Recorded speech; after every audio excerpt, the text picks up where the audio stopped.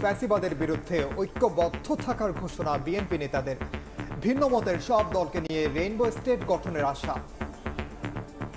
মাঠের চিত্র এক মতন, ভিতরের চিত্র আরেক মতন, কারণ সবার আগে দেশ। বহুমাত্রিক মত থাকবে, সবগুলোকে মিলিয়ে আমরা একটা রেইনবো স্টেট আশা করি। ফেব্রুয়ারির মাঝামাঝি সময় নির্বাচন হবে, সেই নির্বাচনের মধ্য দিয়ে আমরা জনগণের একটা সরকার তৈরি করতে পারবো। 31 জুলাইয়ের মধ্যেই জাতীয় সনদ প্রস্তুত করতে কাজ করছে ঐক্যমত্য কমিশন। আমাদের লক্ষ্য হচ্ছে 31 জুলাইয়ের মধ্যে একটি সনদের জায়গায় যাওয়া।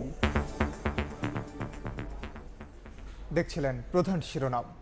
দুপুরের সময় সঙ্গে আছি আমি ওমর ইনাম এবং আমি রোজা চৌধুরী।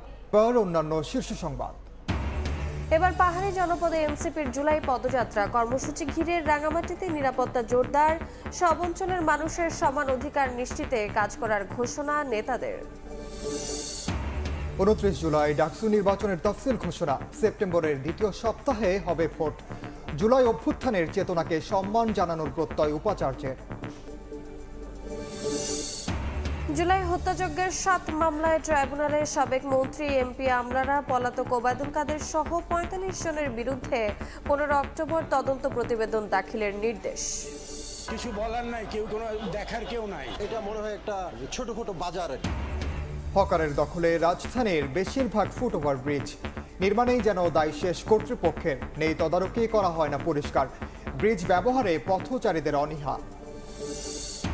টি-20 সিরিজের প্রথম ম্যাচে মুখোমুখি হচ্ছে বাংলাদেশ পাকিস্তান। সেরা ক্রিকেট খেলার প্রত্যয় লিটনের। টাইগারদের সমীহ করলেও সব ম্যাচ জিততে চায় মেন ইন গ্রেন।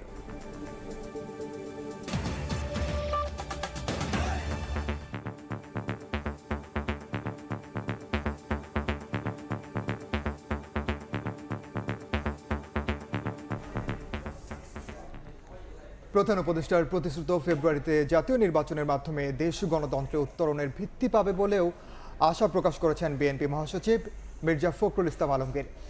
তিনি বলেন, ভিন্ন রাজনৈতিক মতের সবাইকে অন্তর্ভুক্ত করেই একটি রেইনবো স্টেট করতে চায় তার দল। এদিকে দলের স্থায়ী কমিটির সদস্য ডক্টর এস.জেড.এম জাহিদ হোসেন বলেন, রাজনীতির মাঠে আলাদা মত থাকলেও ফ্যাসিবাদের বিরুদ্ধে সব দল ঐক্যবদ্ধ।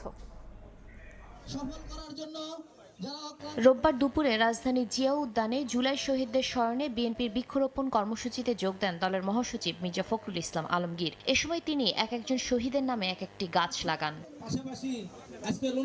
এর আগে জুলাই গণ অভ্যুত্থান স্মরণে আলোচনা সভায় মির্জা